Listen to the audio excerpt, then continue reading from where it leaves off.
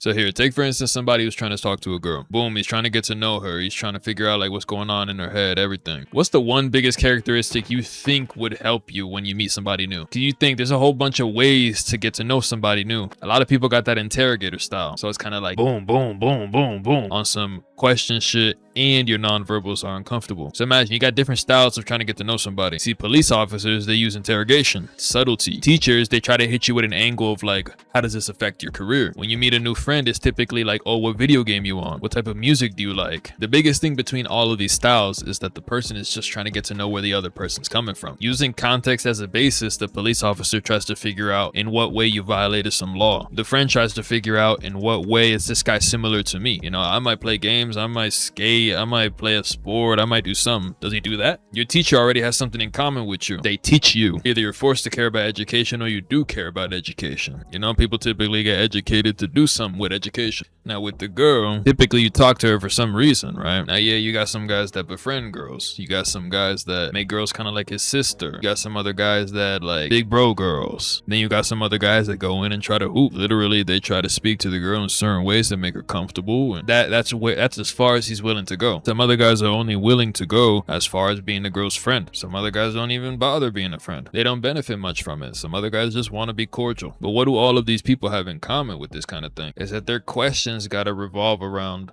so like, what the hell can we even talk about? And it's one of the biggest things. It's like, do you even know what you're up against? Like, imagine it in a court of law. You got a lawyer and he comes in, he studied the law for years. He's been around people who studied the law. So he's kind of got the culture in his mind. He's been around professors that know the law. So when he comes into the courtroom, is he gonna come in talking about some Minecraft update? It doesn't even make sense. It doesn't concord with what he's doing. He's gonna come in with a mindset related to what he's doing. And he also does come in with some type of goal. So like, if he's a lawyer, he's defending somebody or he's attacking somebody else, trying to get something done. Basically, the bottom line is that he's trying to get something moving. A lawyer doesn't come in and start like trying to get to know the judge and like, you know, trying to slide in the judges. Like, he's not trying to do any of that unless he is. Thinking of it like this is kind of like, why would you even bother going into the conversation when you have kind of no idea what's going on? Like, imagine you're like a veteran for this game. Like, you're real seasoned, you know all the items, how to do the glitches, how to do this, how to do that. You're more likely to like really speak about this, you know? Like, this is what you know. Now, I'm not gonna lie, Minecraft ain't really generalized. You can talk about the things in Minecraft. These things are general. You got sugar, furnaces, you got axes. These things are everywhere. But you start talking about the game itself, shit you can do inside of it, doesn't really make a whole lot of sense. Like, you're more able to just connect with people who know this type of shit. So what does this have to do with paying attention? One of the biggest things that could be done for this girl and any future girl is to simply pay attention. Like, if you walk into your school, your university, like, how do girls move? Not literally, I'm like some analyzing the foot patterns and shit, but like, really, like, what is laughed at? Like, what is the joke? You know, like, if they had some lunch table, what's the culture? What's the, like, do they shit talk? Or they around a bunch of girls? Like, what is she on? Does she wear like, is she visibly wearing some type of shirt? Like, that's easily some shit you call out. Like, some type of shoes that you understand, a little style, more fancy, a little more informal. It's some shit easy to peep and talk about. Somebody they put on a little face, got some vocab that makes you think, this person could be problematic. Got a certain soft way of speaking, got a little calming energy, whatever it may be. Like, one of the biggest shit that sucks in the world is to look at something and not really like see it. Like, imagine you're in the street and you're at like a car meetup or some shit. When people start rolling up in their car and talking about, yo, I drive this model, and you don't know anything about that car world, you just sit there and you're like, okay, yeah. Like, on some real shit, you might not even know the question to ask. Like, that car got 4 wheels? Like, really, you might just ask some goofy shit. In the back of some people's mind, they might just be like, who gives a fuck about this car?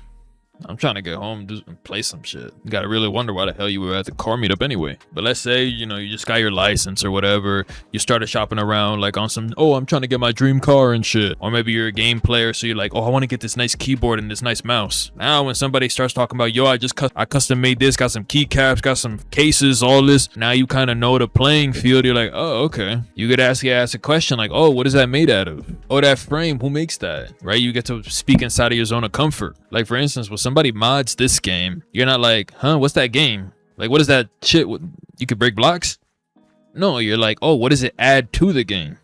right? What does it do that I can't already do? Basically, like, what do I not know? Since I already get the base thing, like, what do I not know about that new thing already? How can it make it more fun? How can it make it more interesting, right? This is at the core of trying to find out, like, oh, what is that new tire you got on that car? What is that new keycap you got on your keyboard? And back to the girl. And what is that detail about her that makes me understand her just a little more? You ever play a little game of chess for fun? Like after you learn a few of the moves, you're like, oh, what does this do? What does that do? What does that?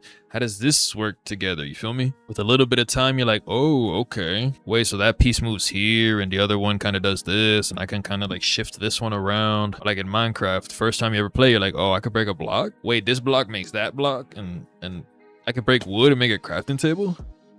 And a crafting table lets me break more shit and make more shit. Okay. And with the girl, it's like, oh, this detail, really? She thinks like that? Oh, okay, wait, what? Oh, she's telling me that, but then she does like this other thing. Okay, that's interesting. And you just kind of start like figuring shit out. You ever try to do a little math problem? You kind of didn't get what the hell was going on before, but they kind of tell you the steps, and then you might fuck it up once or twice or whatever, but then you kind of get the flow. Big thing about certain parts of math is that it just gets more organized. As you go on, they start adding shit. It just starts getting nuanced. Like for instance, when you buy a game on Steam, the biggest thing you pay with is your attention. There's no $20, $40, $60 game that outpaces the amount of time you put into it, right? And some of these games are good relative to the amount of time you put into it and how many details kind of turned you off from this aspect of the game or that one. For instance, in a game like Dark Souls 1, like the whole game is like super fun and enjoyable for a lot of people, and then boom, you get to the second part, you get a few polarizing aspects, and now it's a great first half, shitty second half. Now with this opinion, you start sharing them, people understand where you're coming from, and you start to build a little culture around it. You start making a little Reddit page, a little Discord, and y'all just start talking about, oh, this boss sucks, this thing, that. Played Minecraft, but I reached the Ender Dragon and it was that. You know, you start to give the game longevity. Now with the girl, same thing applies. Like it's all relative. We start kind of like observing a few more parts of the thing, kind of messing around with a few mechanics. Oh, I do this one thing and I get this reaction. Oh, I do this one thing and I get no response afterwards. Oh, I do that. Oh, I ask this question and it makes a person close up. Oh, I ask this question and the person feels comforted. You start piecing these things together, you see people develop relationships. Sometimes they're deep, they're locked in, sometimes they're superficial, but they try to figure each other out. Yeah, sometimes you as a person, you know, like just like with a bow in this game, sometimes you're an infinity type of person and that girl's like a mending type of person. You try to combine those two together and there's just no result. You kind of start paying attention to like how the person's kind of made. You might be a water kind of person. They might be a lava kind of person. Depending on the way you combine, you either create something real strong, depending on who's water and who's lava for real. Whoever's lava, when it hits the water, turns obsidian. Whoever's water that strikes lava at another point creates cobblestone. It used to be a water kind of guy, but you got steamrolled by a girl who's lava. You change fundamentally. You're a water kind of girl that gets steamrolled by lava. You change fundamentally. You might strike a good balance making cobblestone. Cobblestone serves a purpose. With that cobblestone, we can create tools, we can get shit done, we can build shit, we can progress, we can get out of a stage where we're just hitting shit with the weakest tools. And you need cobblestone in order to get through iron and diamond and all that. But never forget that we built these things just from paying a little bit of attention. We peeped, this person wears this kind of thing, this person talks this kind of way, this person does these kind of things, this person talks about this person doesn't respond to this, this, you can build something. Yeah, this ain't no advice piece. You do what you want. I'm gonna get up out of here.